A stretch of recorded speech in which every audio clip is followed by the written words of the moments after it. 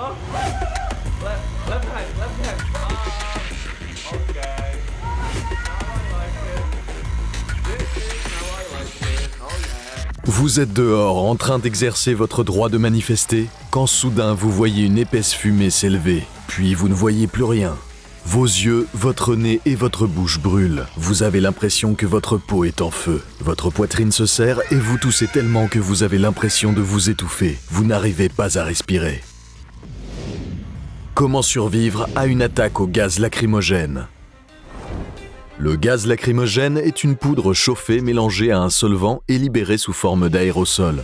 Son composant actif est le 2-chlorobenzylidène malononitrile, communément appelé gaz CS. Ce produit chimique cible un récepteur de l'organisme appelé TRPA1, dont la fonction principale est d'envoyer des signaux de douleur au système nerveux. Le gaz lacrymogène est une arme chimique dont l'utilisation est interdite en temps de guerre, mais qui est légale pour les forces de l'ordre en France comme aux États-Unis. Au moins 100 organismes des forces de l'ordre américaines ont utilisé une forme de gaz lacrymogène contre des civils qui manifestaient contre la brutalité policière et le racisme en 2020.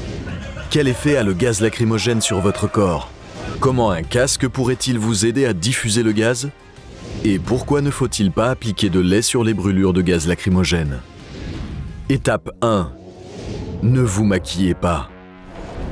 Lorsqu'une bombe lacrymogène explose, la poudre qu'elle contient se répand dans l'air et s'accroche au mucus, au fluide corporel et à toute humidité qu'elle peut trouver. Le maquillage, la crème solaire et les crèmes hydratantes ont une consistance aqueuse à laquelle le gaz peut également se fixer. L'exposition au gaz provoque un larmoiement excessif et une vision floue. À long terme, cela peut causer un glaucome ou une affection oculaire pouvant conduire à la cécité. Si vous voulez préserver votre vue, mieux vaut donc vous passer d'eyeliner. Étape 2. Prenez une bouteille d'eau et un casque. Lors des manifestations de Hong Kong en 2019, plus de 2 millions de personnes ont réussi à diffuser les gaz lacrymogènes à l'aide de bouteilles d'eau et de casques. Les manifestants ont versé de l'eau pour désactiver la grenade lacrymogène. Et ils ont utilisé des casques pour couvrir les corps des grenades afin d'éviter qu'ils ne chauffent. Sans chaleur, le gaz reste inactif. Étape 3. Prenez de la hauteur. Lors d'une attaque au gaz lacrymogène, vous devrez vous éloigner du nuage de gaz aussi vite que possible. L'exposition aux puissants produits chimiques qu'il contient pourrait brûler votre gorge et vos poumons. Cherchez immédiatement un terrain élevé. La densité du gaz fait que vous en trouverez moins en hauteur. Mais s'il n'y a pas de zone en hauteur autour de vous ou si vous êtes coincé dans la foule, grimpez sur des objets afin de respirer de l'air frais. Étape 4. Ne respirez pas le gaz. Si vous manifestez ou si vous vous trouvez dans une situation où vous risquez de recevoir des gaz lacrymogènes, il vaut mieux être préparé. Apportez des lunettes de protection, des masques à gaz et portez des vêtements qui couvrent la majeure partie de votre corps. Mais si vous n'avez accès à aucun de ces éléments, emportez au moins des bouteilles d'eau. Le fait d'imbiber un tissu et de le porter à votre visage peut vous aider à respirer moins de gaz pendant que vous vous éloignez du danger. Étape 5. Évitez le lait.